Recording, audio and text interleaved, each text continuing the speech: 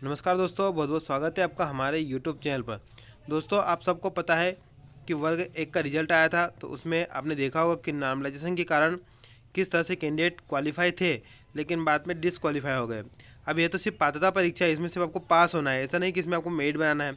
तो यहाँ पर बहुत फ़र्क पड़ता है, आपके 75 नंबर ही बहुत ही इंपॉर्टेंट है यहाँ पर। ओके, 75 नंबर लाना आपके लिए बहुत इंपॉर्टेंट है, यहाँ मेरिट नहीं आपको बनाना है। तो ये नॉर्मलाइजेशन के कारण ये 75 नंबर के से भी कम हो जाते हैं। नॉर्मलाइजेशन के कारण जैसे कैंडिडेट डिसक्वालीफाई हो गए। वर्ग एक इसका जीता जाता एग्जाम्पल है, आप देख सकते हो, और बहुत सारे कैंडिडेट ने देखा भी है। अब वर्ग दो का यह टाइम शेड्यूल आ चुका है।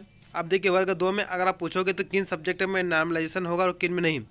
अगर आप इस टाइम टेबल को देखोगे तो यहाँ पर क्लियर बात है, सिर्फ और सिर्फ उर्दू एक ऐसा सब्जेक्ट है जो सिर्फ एक शिफ्ट में हो रहा है, और यही सब्जेक्ट है जिसमें नॉर्मलाइजेशन नहीं होगा।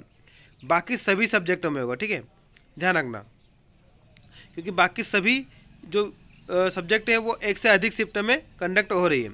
अब यहाँ पर देखिए, इसके बाद इंग्लिश है जो सिर्फ 2 शिफ्ट में हो रही है, तो इसमें आपको कम नॉर्मलाइजेशन देखने को मिलेगा। उसके बाद सबसे ज़्यादा नॉर्मलाइजेशन आपको देखने को मिलेगा किसमें, सोशल साइंस में। इसकी कितनी शिफ्ट है, 3 तो ये रही है, और यहाँ पर आपको हो गई है 5, तो ये हो गई आपकी 8। तो जितनी ज़्यादा शिफ्ट होती है दोस्तों, उतना ज़्यादा एग्ज़ाम में वेरिएशन आता है और एग्ज़ाम मार्क्स में वेरिएशन आता है। तो वहाँ पर नॉर्मलाइजेशन आपको अच्छा खासा देखने को मिलता है, ठीक है।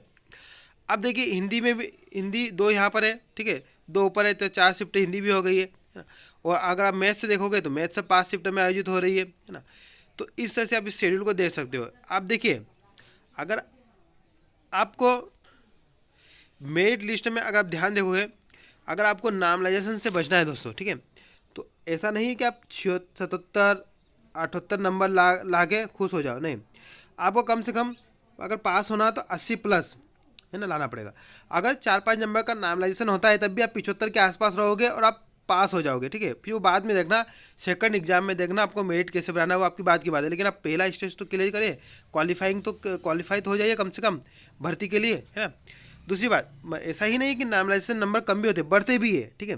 लेकिन हम बढ़ने वाली चीज़ को नहीं ले रहे, क्यों? क्योंकि हमें नहीं पता ना कि हमारे शिफ्ट में बढ़ेंगे घटेंगे, इसलिए हम पहले से ही अपने आप को सेव कर लेना चाहते हैं।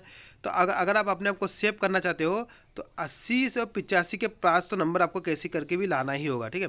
तब जाके आप यहाँ पर सेफ होंगे, ठीक है। बाकी फिर आपके नंबर बढ़ते हैं, वो बात एक अलग हो जाता है, उसका एक अलग बात है। लेकिन आपको अगर कम होता है तो अगर कम होने के बाद अगर आपके 75 से कम हो जाएंगे तो आप फेल हो जाओगे। इसलिए आप क्या करिए, कम से कम 80 से 85 के प्लस पास ले आइए नंबर। और अगर 4-5 नंबर कम भी होते तब भी आप क्वालिफाई हो जाओगे, ठीक है। एक यही उपाय है, आपको थोड़ी यहाँ पर मेहनत, 5 से 7 मार्क्स की मेहनत थोड़ी ज़्यादा करनी पड़ेगी। ओके, तो चलिए मिलते हैं नेक्स्ट वीडियो में, तब तक के लिए जय हिंद, जय भारत।